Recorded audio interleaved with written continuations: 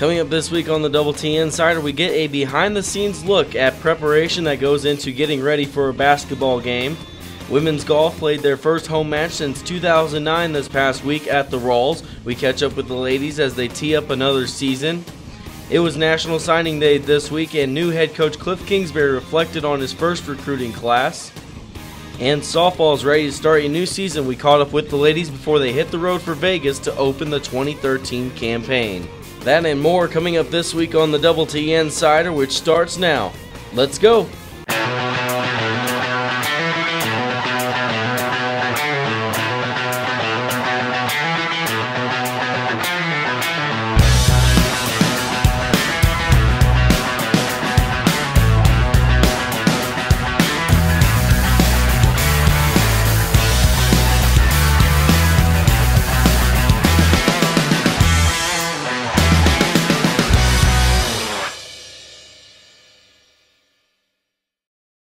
The Double T Insider is brought to you by the College of Media and Communication and is produced entirely by students of the college. Welcome into a brand new edition of the Double T Insider, everyone. I'm Joshua Cook, joined by Erica Taylor as we bring you another week of inside access into Texas Tech athletics. This past week was an exciting one for Texas Tech football in particular. It was National Signing Day this past week, where the Red Raiders got to welcome some new players to the family. That's right. It marks Kliff Kingsbury's first signing class as a head football coach, and it's been the hottest buzz around town. Here are the new faces to Texas Tech football. Head coach Kliff Kingsbury and his new staff had a limited amount of time to put together the 2013 recruiting class, but they managed to assemble an impressive group of new Red Raiders. I can't commend our staff enough for the effort they put in and the way they hustled and found guys. And so our coaching staff really did an outstanding job of locating the players we needed and getting that done. I think the way these assistants attacked it, these coaches, and it really took it personal. They're very competitive. A lot of them still think they should be playing still. So they have a lot of drive in this recruiting deal. And I think we filled immediate needs, and that's what we're after. We knew getting into it late, we better get the guys that can come in and play right away, and I think we did that. Kingsbury looks forward to working with a powerful 2013 recruiting class. Balanced on offense and defense, he expects the players to live up to the expectation of Red Raider football. You know, and a couple guys that had Cantrell and Thompson. Thompson's one of the less heralded guys in our class, but had some of the best stats and played everything for Manville, and they were obviously a very good team. Cantrell, solid, great hands, and then a couple guys that can really run when you're talking about DJ and Devin. I mean, guys that can fly on a national level, and so that was huge. We're trying to get that speed up on offense and defense, and that was a big step for us.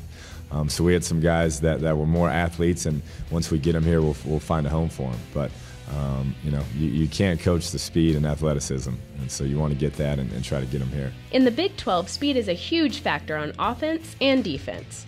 Kingsbury talked about how this class meets that need.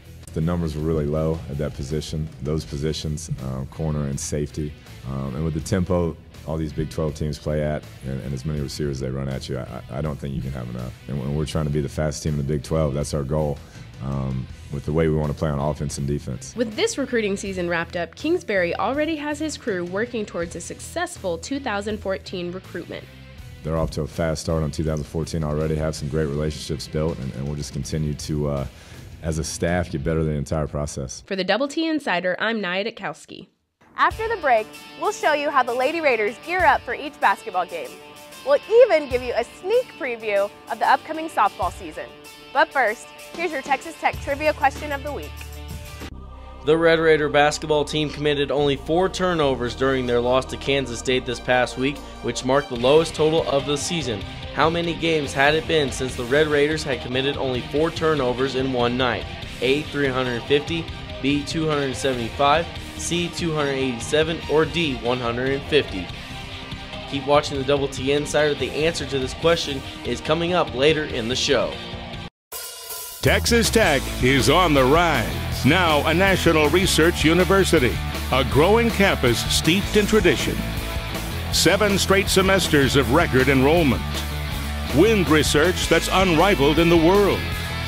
The best trained and educated students for today's jobs. And to all this, we have just one thing to say. With pride, guns up.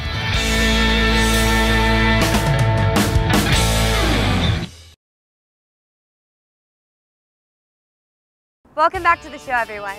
Game day is one of the most favorite days of the week, but there's a lot that goes into prepping for each game. Lady Raider Casey Morris talks about the prepping that happens before each game day. What goes into preparing for the #1 team in the nation? For the Lady Raiders, it's the same thing that goes into getting ready for each and every basketball game. What thousands of fans get to see inside the USA is the fun part. The layups, the open shots, and the defensive stops. But what few get to see is the planning that happens days before a game. She plays a pass lane. Her and Matt do a really good job getting the passing lanes. They're going to overplay, so you'll get a lot of stuff back doors if you're being aggressive.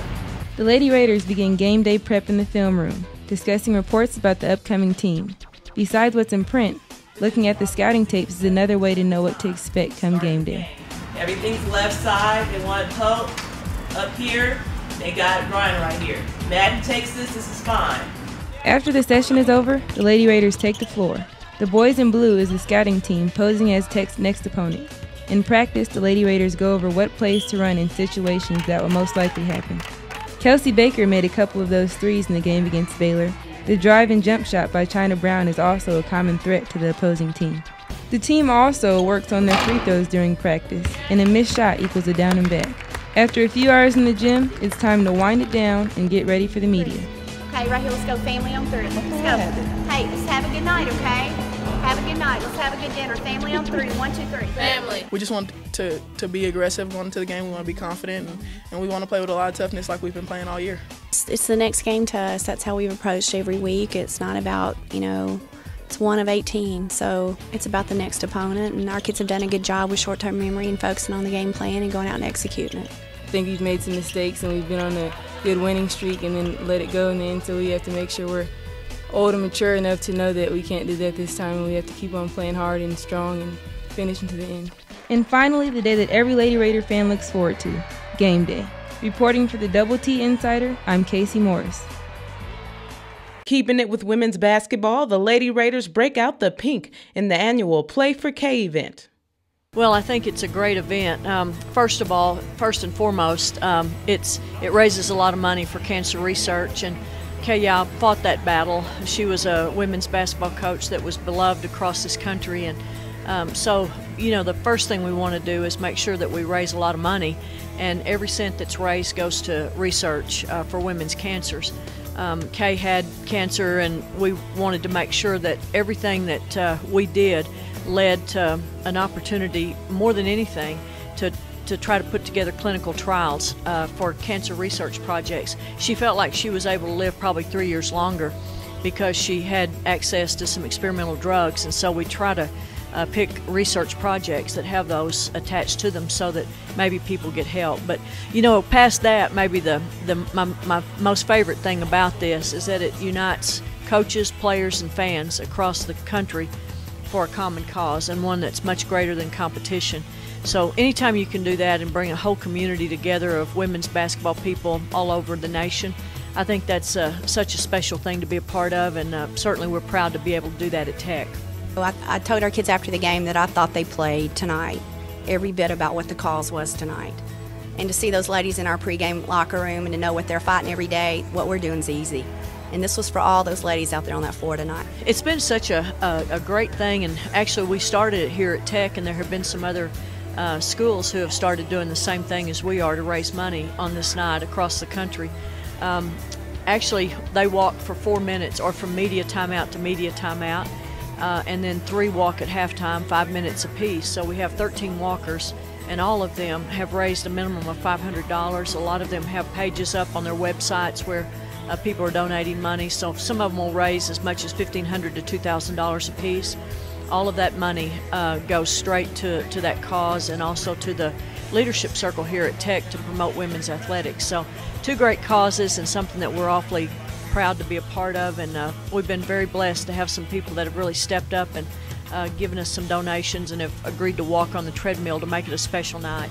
I think Coach Curry said it best. They just need to know that we're playing for them, and we just look up to them as much as they think that they're coming to support us. We support them even more, and we're with them through the fight, and just to know that they have we're on their side each day when they fight through it, and we wanted to play for them, and we wanted to win for them. I'm happy we got a win for them, so they can know that we appreciate what they do and support them, and we know that they're fighting through it, and we're just on their side.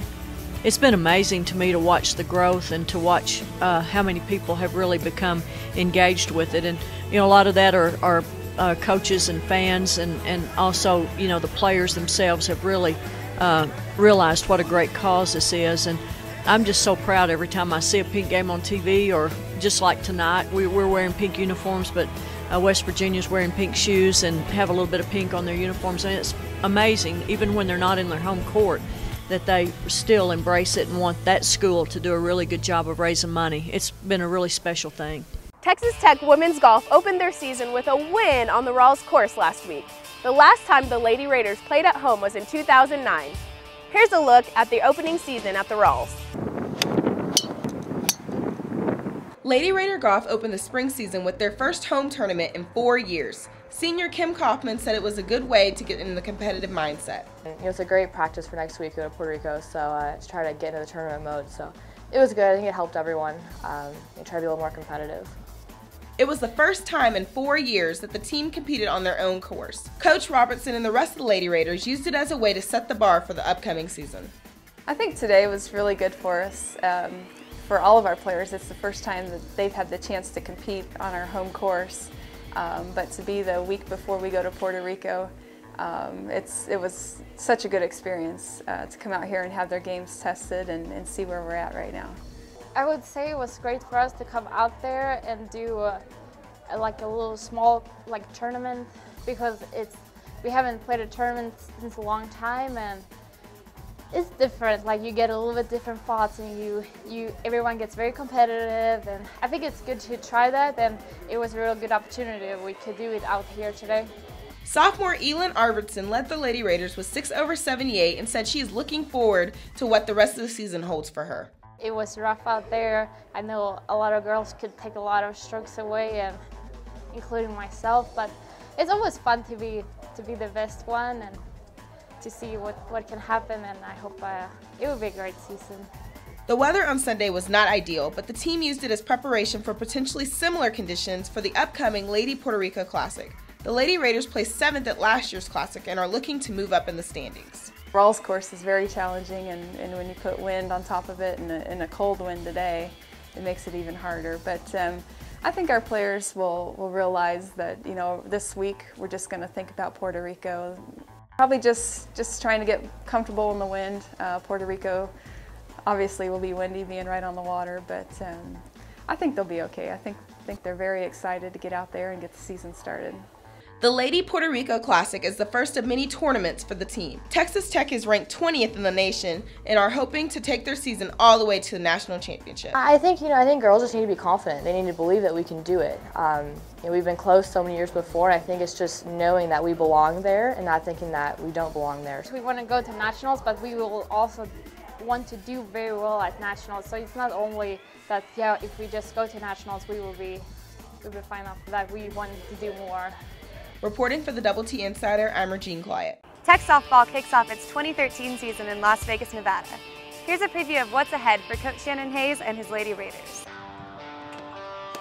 Anxiousness and excitement are the feelings that best describes Texas Tech softball going into the 2013 season. The Red Raiders are coming off their second consecutive 40-win season, closing out 2012 in 5th place in the Big 12 Conference, the program's highest finish in over 10 years. This year, Texas Tech is picked to finish 4th in the latest Big 12 preseason polls, so it's no wonder why the program is looking to keep the ball rolling. It also says how good the players I've had the past 3 years have been, and I'm really proud of that group, the seniors that we had graduate this past year and the seniors that we have right now, and how they represent our university, and they're a great group. This season, the upperclassmen are outnumbered. With 5 seniors on the roster, there's twice as many freshmen, along with a handful of sophomores and transfers. With the long-awaited season, the veterans can't wait to see the rookies in action. We're all here for the same goal, for the same reason, and bringing in that young talent that has that same strive and desire to win that we've had in the past. That's a big deal for us. They've embraced these new girls, and they haven't minded the role of being leaders, and so their leadership with their play on the field is the most important thing. Tech softball may not have as much experience this year, but the Red Raiders are hoping the stiff competition during the regular season will help them play at a higher level come conference time. The Big 12 is one of the toughest conferences in the country, so by playing these teams in the postseason and playing them early, it gets us prepared, gets us ready mentally, on and off the field, to know what we need to work on to get to be at that level we need to be at. Tech softball fans will get to see the Red Raiders in their season home opener March 1st through the 3rd. Reporting for the Double T Insider, I'm Erica Taylor. On the other side of the break, a Lady Raider will try to answer 10 questions in under 60 seconds. But first, let's see which answer gets the axe on the Texas Tech Trivia Question of the Week. It is the middle of the show, and now it is time to take away one of the answers to the Texas Tech Trivia Question. Earlier we asked, the Red Raider basketball team committed only 4 turnovers during their loss to Kansas State this past week, which marked the lowest total of the season. How many games had it been since the Red Raiders had committed only 4 turnovers in one game? We gave you the options of A, 350, B, 275, C, 287, or D, 150. The answer is not B, 275. We'll give you the answer of this question later in the Double T Insider. Texas Tech is on the rise. Now a national research university, a growing campus steeped in tradition. 7 straight semesters of record enrollment. Wind research that's unrivaled in the world. The best trained and educated students for today's jobs. And to all this, we have just one thing to say. With pride, guns up.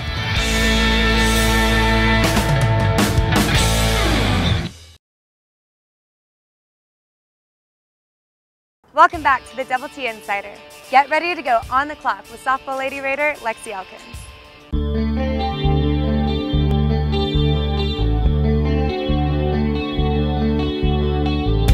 Double T Insider here, and we are on the clock with Lexi Elkins, a game where I give Lexi 10 different scenarios and she has to answer them to the best of her ability, all in 60 seconds. All right, Lexi, are you ready? I'm ready. 60 seconds on the clock, please. A celebrity I would love to have dinner with is? Carly Rose Sinclair. If I could teleport back into time, I would travel to?